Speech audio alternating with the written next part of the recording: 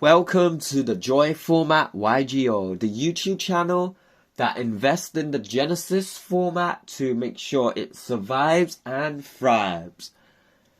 Because in the Joy format there is more interactions, more fun, and less OTKs. So, don't forget to like, comment, and subscribe, as it will help me to generate more content and push out the videos from this channel to more viewers who can enjoy and benefit from this content just like you. And today's video is the Sacred Beast Genesys Format Analysis. So, let's get started. Where the Sacred Beast started from. So, originally, the Sacred Beast, like the Egyptian god cards for a very long time, had an awful start with no support, difficult summoning conditions, especially Hammon and Uriah, with 3 spells that are continuous and 3 continuous trap cards. However, Raphael just needed to add 3 fiends for its sacrifice, which made it the easier one to get out.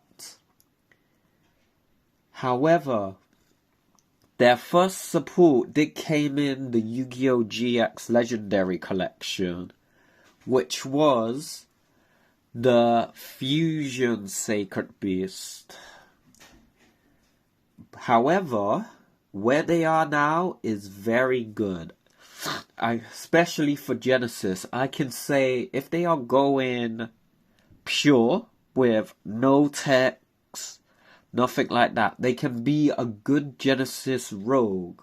However, if you are looking to get creative and to also explore new ways of using the Sacred Beast and catching your opponents off guard, they can be amazing and Genesis meta if you are going for hybrid builds.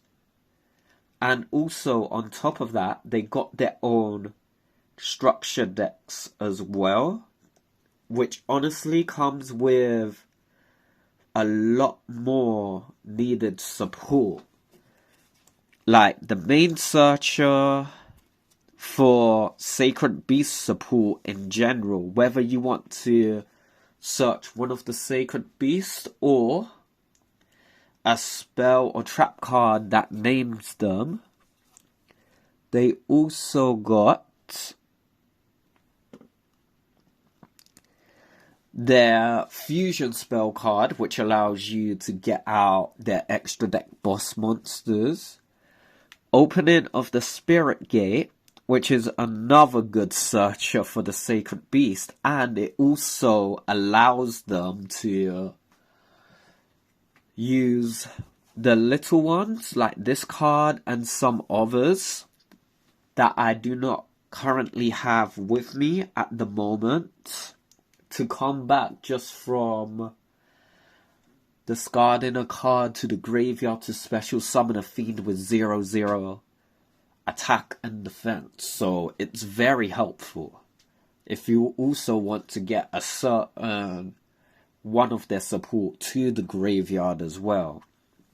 Then of course they got their new card from the Phantom Nightmare set, which is the Phantasmal Summoning Beast, and this card done the Sacred Beasts justice without a doubt. Honestly, not only can you banish this card to set this, you can tribute this card to actually get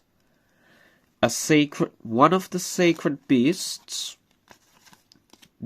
one of these 3, to your hand, or you can even special summon them, ignoring their summoning conditions, which can catch people off guard if they're not up to date with the Sacred Beast support, which is very good. And then they got their ultimate boss monster. And I call this card their ultimate boss monster because this card can banish your opponent's entire field during the end phase. All you need to do is give it to your opponent, end your turn, and then banishes their field, and it gets out the other fusion monster on your field. The one that goes to 10,000 attack on your turn or your battle phase only. I do not remember which one. But yes, that is all for that section. And honestly, where can I say its place in Genesis is? It has a healthy place in Genesis because you can go for unique hybrid builds, allowing for creativity, or fun pure builds. Which, if you want to be that person and just enjoy the archetype, go ahead. I don't blame you. And you can also use it as a whole deck if you want to be like those characters from the anime, or it can be a support engine in hybrid builds because, honestly, I use it as a hybrid build in my Sacred Beast Bell deck, and it fits in perfectly. So go ahead and explore the different builds. Like, I actually recommend you do that. The archetype itself overall, this archetype can be a win con or aggro. I will admit, it is not as flexible as other archetypes in Yu-Gi-Oh! It can still be used in creative builds, whether you're going for a unique tech or a support engine or even a full-on hybrid build. The archetype has a steady pace where you do need to build it up. So do keep in mind, it will take a few turns for you to build up the board. However, I will admit, this deck does have a unique selling point for this particular archetype. The three main deck monsters, Hamon, Raphael, and Uriah, can be used in their own separate decks, or they can all be used in one now because they have gone from the point where they were difficult to being easy to get out. And that is all for today, YouTube.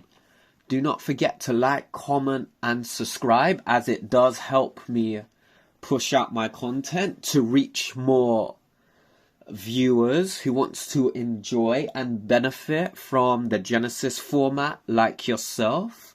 Also, I have begun my own eBay store, so if you're looking for some cards, check that out. And if you want to support my channel, you can go ahead and make your purchase, as all funds from the eBay store will go directly into supporting this channel and making it better for my viewers and even upgrading the quality of the content so we can enjoy and grow together.